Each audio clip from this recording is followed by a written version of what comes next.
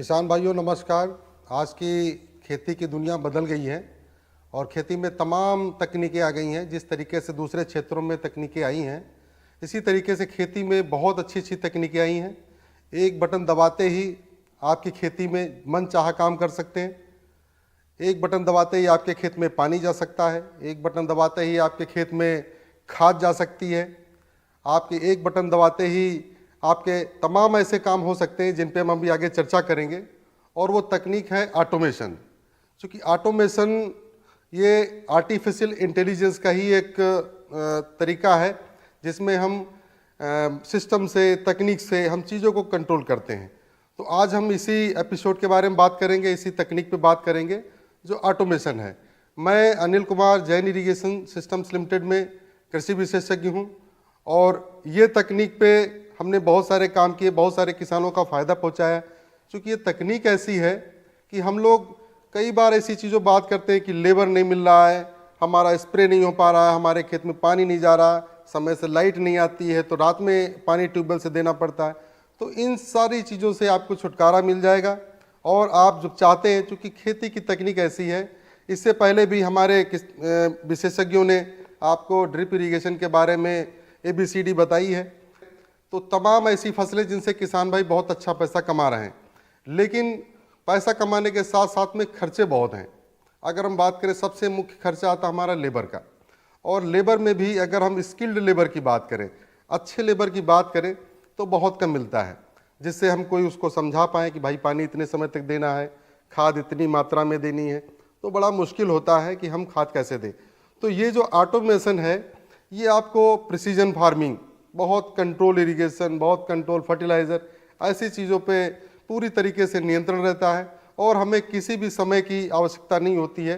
हमने एक कंप्यूटर में ही सारी चीज़ें फीड कर दी हैं और एक बटन दबाते ही आपके सारे काम हो जाने हैं। पानी भी चल जाना है, फर्टिलाइज़र, खाद भी चल जानी, जिसको हम फर्टिगेशन भी कहते हैं।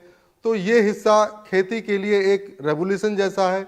हमारे बहुत सारे किसान भाई, आपके उत्तर प्रदेश के किसान भाई जो गन्ना उगाते हैं, खीरा उगाते हैं, शिमला मिर्च उगाते हैं, तमाम ऐसी फसलें जिनसे ज़्यादा पैसा कमाया जा सकता है, आलू उगाते हैं। तो आलू जैसी फसल, गन्ना जैसी फसल, सब्जी, तमाम ज़्यादा पैसे देने वाली हैं। लेकिन समस्या वहाँ पे आती है कि जब भी हम स्ट्रॉबेरी की बात करते हैं, स्ट्रॉबेरी में निश्चित रूप से फल बहुत कीमती बिकता है। लेकिन जब हम बात करते हैं कि हम उसको मैनेज कैसे करें, फर्टिलाइज़र उसको डेली चाहिए, अगर हमें अच्छा उत्पादन लेना है तो डेली फर्टिगेशन, डेली इरीगेशन देना है, तो बड़ी समस्या की बात होती है कि इस चीज़ को हम कैसे नियंत्रण करें। तो आज हम आपको ऑटोमेशन के बारे में, सारे कंपोनेंट के बारे में हम बात करेंगे। जो ऑटोमेशन की बात करते हैं तो ड्रिप इरीगेशन का ही एक अपग्रेडेड, एक विकसित हिस्सा है जिसमें सारी चीज़ें मशीनीकृत हैं। सारा कमांड, सारा कंट्रोल आपके कंप्यूटर से, आपके सिस्टम से जुड़ा हुआ है कि आपने एक बार उसमें प्रोग्राम दे दिया, सिस्टम में आपने ये बता दिया कि आपको आधा घंटे इस सिस्टम में इस खेत को इरिगेट करना है, तो इसी खेत को आधा घंटे करने के बाद में, सिंचाई करने के बाद में वो दूसरे खेत की तरफ चला जाएगा, दूसरे खेत की सिंचाई करने लगेगा।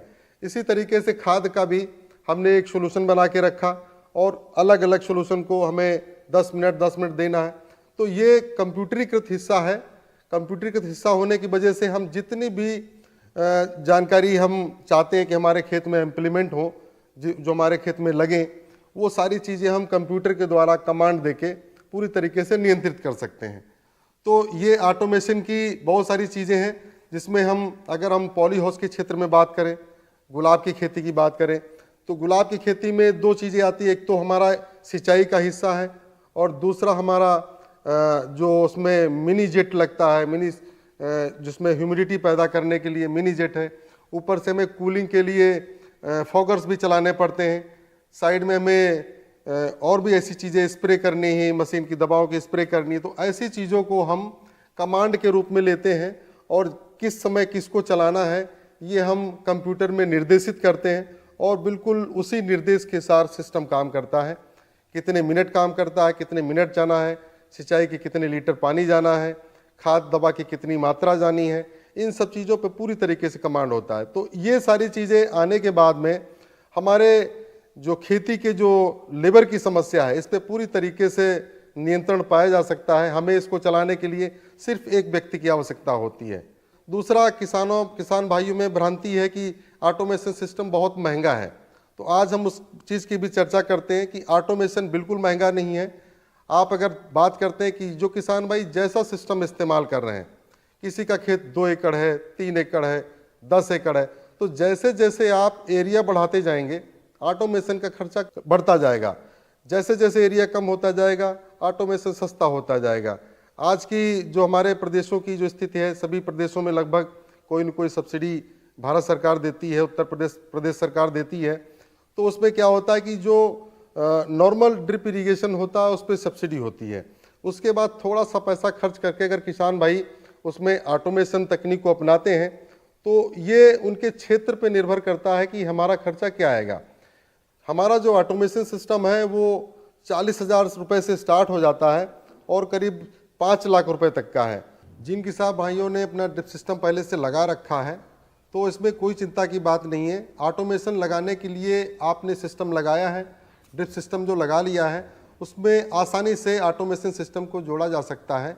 तमाम ऐसी फसलें जो हमारे प्रदेशों में होती हैं, जो मुख्य फसलों के रूप में अगर हम देखें तो गन्ना है, आलू है, हरी मिर्च है, शिमला मिर्च है, पकौड़े वाली मिर्च है, खीरा है, गोभी है, तो जितनी भी सब्जी की खेती है या कमर्शियल उत्पाद हैं, कमर्शियल फसलें हैं, ऐसी फसलों में जिन किसान भाइयों ने ड्रिप सिस्टम पहले से लगा रखा है उसमें ऑटोमेशन करना बड़ा आसान है। जब ऑटोमेशन की तरफ जाते हैं तो 2 ही कंपोनेंट महत्वपूर्ण होते हैं। पहला कंपोनेंट होता है हमारा सोलोनॉइड वाल्व। तो सोलोनॉइड वाल्व क्या है कि वो उसी ऑटोमेशन से जुड़ा है, वो एक वायर के तहत जुड़ा रहता है। तो जहाँ पे हमारा अपने आप कंट्रोल करने वाला, खोलने बंद करने वाला वाल्व लगा उसको हम सोलोनॉइड वाल्व में चेंज कर देते हैं और उसी सोलोनॉइड वाल्व का हम आगे जाके उसको कंट्रोलर से कनेक्ट कर देते हैं।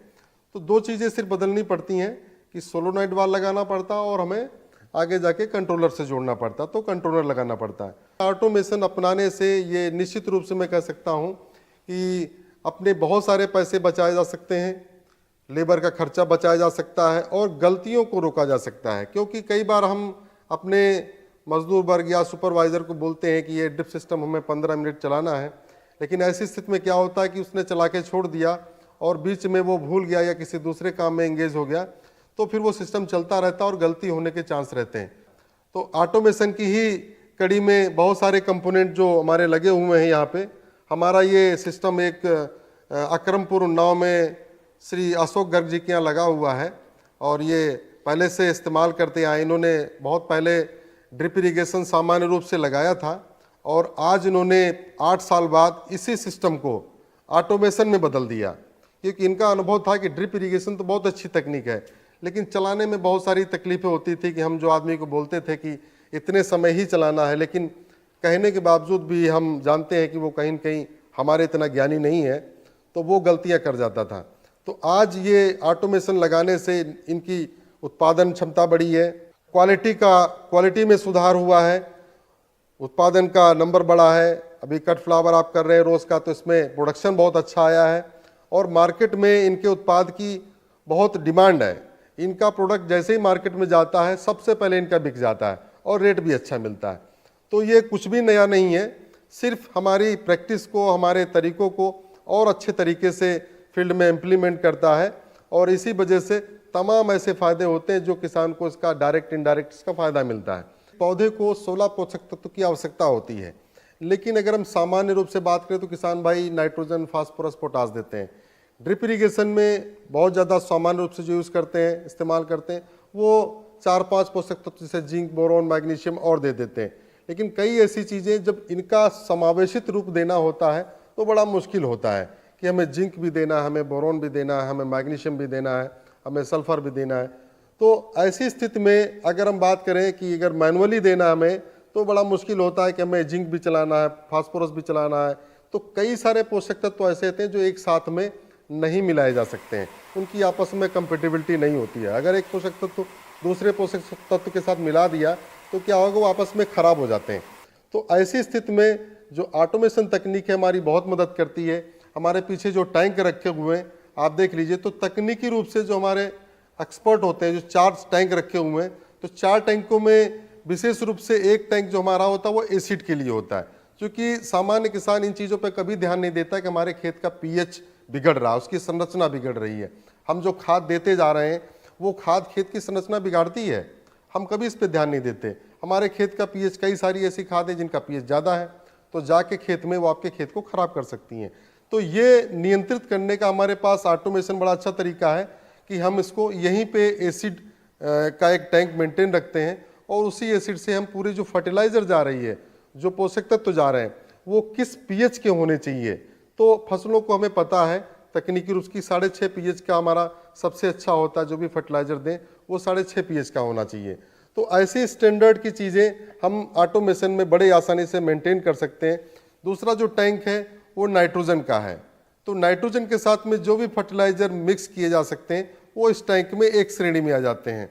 जो दूसरा फर्टिलाइज़र है वो हमारा पोटास का है, और इसके साथ जो सूक्ष्म पोषक तत्व मिक्स करे जा सकते हैं उनको हम तीसरे टैंक में डालते हैं। और जो चौथा पोषक जो हमारा टैंक है उसमें सारे माइक्रो न्यूट्रिएंट जो किसी के साथ मिक्स नहीं किए जा सकते, जैसे कैल्शियम है, कैल्शियम के साथ नॉर्मली बोरॉन मिक्स करते हैं, तो ये कैल्शियम ही उसमें अलग रहता है। तो ऐसी चीज़ों को हम अलग अलग टैंक में रखते हैं। अब समस्या आती है कि अगर हमें चलाना हो, मैनुअली चलाना हो, हमें खुद चलाना हो, तो बड़ा मुश्किल है। हम इसको टैंक खोलेंगे, क्या करेंगे, कौन सा टैंक खोलें, तो बड़ी समस्या हो जाती है। तो हम एक पहले से ही प्लान बना लेते हैं कि आज हमें टैंक 1 चलाना है, टैंक 1 के साथ में क्या पीएच होना चाहिए, तो हमने उसके साथ एसिड का एक कैलिब्रेशन बना लिया, कैलिब्रेट कर लिया पहले से कि हमारे इतने पानी के साथ में इतना एसिड जाना चाहिए। दूसरा टैंक हमारा हो गया नाइट्रोजन का, और नाइट्रोजन के साथ जो दूसरे फर्टिलाइज़र हैं वो चलेगा। तीसरा टैंक हो गया तो उसमें हमारा फास्फेटिक फर्टिलाइज़र हो गया, और चौथा हमारा कैल्शियम हो गया। तो इन तीनों टैंकों में जिस क्रम में हमको चलाना, जिस क्रम में हमारे खेत फसल की आवश्यकता है, उस क्रम में हम सिर्फ कंप्यूटर पे ही प्रोग्राम करते हैं और कंप्यूटर ही उस टैंक को निर्देश देता है। तो हमारे पीछे न्यूट्री केयर रखा हुआ है, ये एक तरीके से किचन, और किचन में पूरा जो सामग्री बनाने की है उसको पूरी तरीके से नियंत्रित करता है कि हमें किस टैंक का इस्तेमाल करना है। ये सिर्फ हमें कमांड देना है और बड़ा आसान है। कमांड दे दिया, किस टैंक को कब चलाना है, कितने मिनट चलाना है, वो फर्टिलाइज़र, वो खाद हमारी अपने आप जाती रहती है। ऑटोमेशन का जो दूसरा महत्वपूर्ण हिस्सा वो ये सोलोनाइड वाल है। यहाँ पे 15 सोलोनाइड वाल लगे हुए हैं। किसी किसान भाई के खेत में नंबर कम ज़्यादा हो सकते हैं, लेकिन इनका फंक्शन एक ही है। फंक्शन ये है कि जैसे हमारे कंप्यूटर से कोई कमांड आता है तो ये जो सोलोनाइड वाल हैं ये अपने आप खुलते और बंद होते हैं। तो इनको कितनी देर खुला रहना है, किस वाल को खुला रहना है, ये हमारा जो कंट्रोलर है ये निर्देशित करता है। तो इन दोनों के बीच में एक समान रूप से एक रिलेशन रहता है, संबंध रहता है कि जब वहाँ से इसको कोई निर्देश मिलेगा तो ये वाल खुल जाएगा। कि बड़ी सिंपल बटन होती है, सारा कुछ उसमें दिखाई देता है कि हम क्या क्या कमांड दे रहे हैं, किस किस वाल को हम किसके साथ क्लब कर रहे हैं। तो ये सारी कमांड जो है वो ब्रेन याद रखता है कि कितने समय तक हमको क्या देना है और कब चलाना है। तो इसमें ये कोई निश्चित नहीं आप कितने दिन की कमांड दे रहे हैं, आप 1 महीने की भी कमांड दे सकते हैं। 1 महीने हमारे प्रोग्राम को क्या करना है। तो 1 महीने में अगर आपने कोई डेली रूटीन दिया है, फिर एक कोई वीकली रूटीन दिया है, फिर एक कोई मंथली रूटीन दिया है, तो ये सारे कमांड उसके अंदर सुरक्षित रहते हैं और जब जिसको चलना होता तो वो अपने आप ही निर्देश मिलते ही वो अपना काम चालू कर देता है।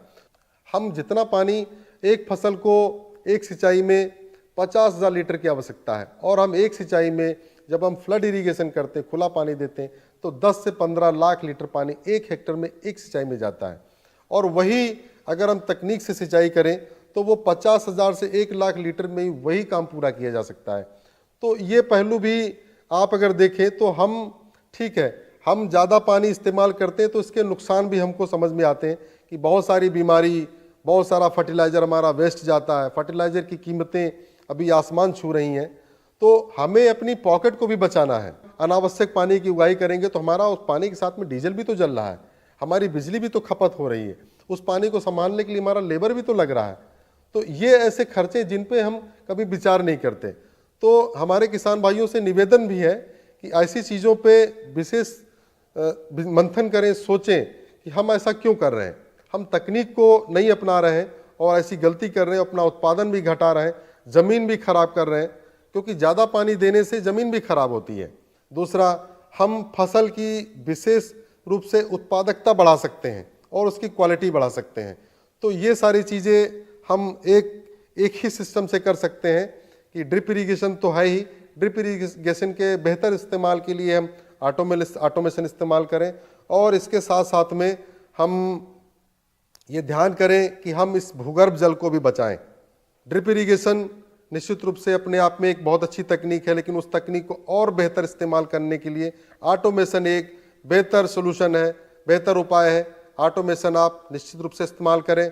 और आज के साथ में, आज के एपिसोड में मैं आपसे यही बात कर रहा हूँ। धन्यवाद।